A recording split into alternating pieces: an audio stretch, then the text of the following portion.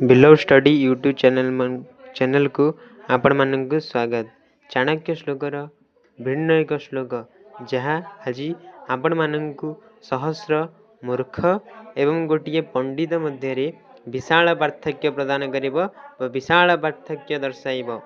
श्लोकटी हेउछि पंडिते च गुणाः सर्वे मूर्ख दोषा हि केवलम् तस्मान् मूर्ख सहस्रेव प्राज्ञ एको विशिष्यते। आउथरे कहि रखुछि पंडिते च गुणाः सर्वे मूर्ख दोषा हि केवलम् तस्मान् मूर्ख सहस्रेभ्यः प्राज्ञ एको विशिष्यते।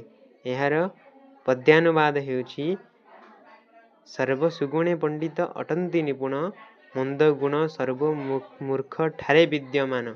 एहेतु सहस्र मूर्ख पूजा न पाती मात्र गोटे पंडित बहु पूजा पाती। यार सरल अर्थ देखा गले आम भावी रखा जानी रखा जे गोटे पंडितर अलंकार हेउछि सुगुण किंतु गोटे मंदगुण व्यक्ति बा मूर्खर अलंकार हेउछि दुर्गुण।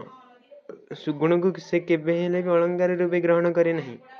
एणु सहस्र मूर्ख केबे हेले देह सभारे केबे भी पूजा पाती नहीं किंतु मात्र गोटे पंडित बहु जगार निजर पांडित्य एवं ज्ञान बल बहु जगार मध्य से पूजा पाई थे। रहुछु धन्यवाद। जय Jagannath. Like share and subscribe करेंगे हमर बिलो स्टडी चैनल को। यही भली बहुत किछि चाणक्य श्लोकर गांभीर्यपूर्ण ज्ञानात्मक आवेग चाणक्य श्लोक को शुणी रखा। रहुछु धन्यवाद।